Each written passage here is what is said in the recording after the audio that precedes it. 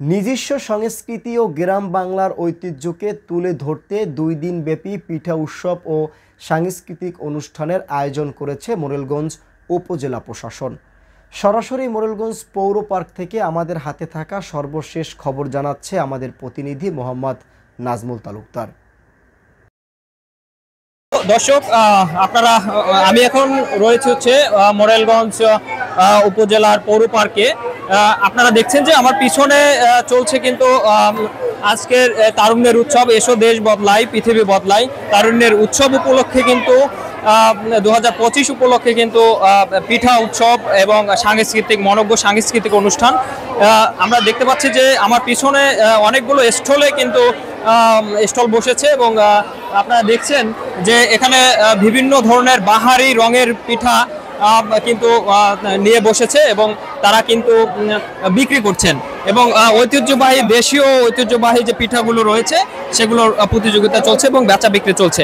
আপনারা দেখছেন যে উপচে পড়া ভিড় কিন্তু আমরা লক্ষ্য করছি পিঠা স্টলগুলোতে এবং জানেন যে 2 দিনব্যাপী মোরেলগঞ্জে তারুণ্যের উৎসব উপলক্ষে কিন্তু এই 2 দিনব্যাপী পিঠা উৎসব আয়োজন করেছে উপজেলা প্রশাসন এবং উপজেলা প্রশাসনের পক্ষ থেকে কিন্তু এই মোরেলগঞ্জ পৌর পার্কে চলছে 2 দিনব্যাপী পিঠা উৎসব আয়োজন। আমরা এবার কিছু স্টল ঘুরে দেখতে চাই এবং কথা বলতে চাই তাদের সাথে। আমরা যদি এখন একজন দর্শকের সাথে যদি কথা বলতে চাই।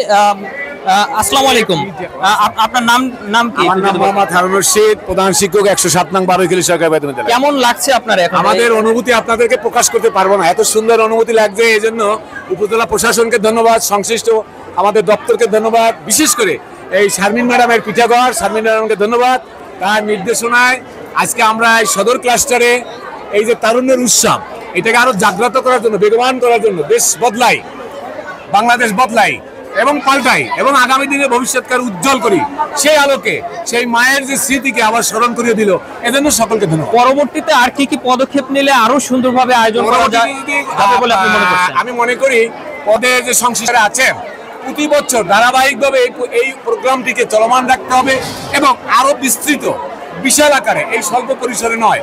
যেমন এখানে ক্লাস্টার ভিত্তিক হয়েছে, আগামীতে প্রত্যেকটা বিদ্যালয় থেকে এই আয়োজনটি করলে আমাদের সেই পুরনো ঐতিহ্য এবং পুরনো যে কীর্তি এবং পুরনো যে স্মৃতি এবং মায়ের আদরে যে আমরা এই পিঠা উৎসব পালন করতাম তৎকালীন সময়ে, সেইটা আবারও আমাদের মাঝে ফিরে আসবে বলে আমরা মনে করি। ধন্যবাদ, অসংখ্য ধন্যবাদ। দর্শক শুনলেন যে একজন দর্শকের খুব মন মাতানো, অনেক উৎফুল্ল করা একটি দর্শক। এবারে আমরা রয়েছি কিন্তু পিঠা খাচ্ছে যারা, আমরা রয়েছে পৌর বিএনপির যুগ্ম সাধারণ সম্পাদক।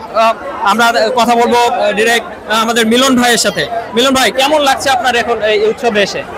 হ্যাঁ, অনেক ভালো লাগছে, তবে আরেকটু শীত মৌসুম হলে আরেকটু ভালো লাগতো। আর কি করলে এই নতুন তরুণ প্রজন্মকে আরো উৎসাহিত করা যাবে? তরুণ প্রজন্মকে যদি আমরা দেশ থেকে মাদক মুক্ত, সন্ত্রাস মুক্ত করতে চাই, তাহলে আমাদের সবসময় যেমন এই পিঠা উৎসব, বইমেলা, খেলাধুলার এসব আয়োজন করলে যুবকরা ভালো থাকবে, দেশ আরো সামনের দিকে এগিয়ে যাবে ইনশাল্লাহ। ধন্যবাদ, অসংখ্য ধন্যবাদ।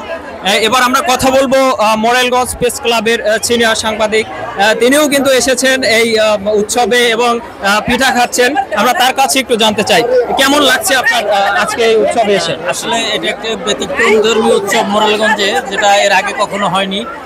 আমি নিজে আনন্দিত এবং এখানে আমি আসছি, আমার ফ্যামিলির সবাই আসছে, কিন্তু একটু ব্যবস্থাপনায় ঘাটতি দেখলাম, যেটা আসলে প্রথমবারের জন্য, তো এই জন্য হয়তো এই ঘাটতিটুকু ঘটছে।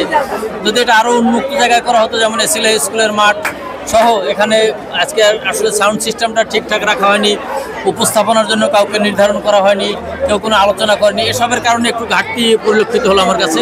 তবে আমি বিশ্বাস করি যে অতীতে যেহেতু হয়নি, ভবিষ্যতে আমরা আরো ভালো করতে পারবো। এটা কি আমাদের ঐতিহ্যকে নাড়া দিবে কিনা? আপনার না, অবশ্যই এটা আমাদের সবার জন্য একটা উৎসাহের বিষয় এবং আনন্দের বিষয়। ভবিষ্যতে আমরা আরো ভালোভাবে পাবো আশা করি।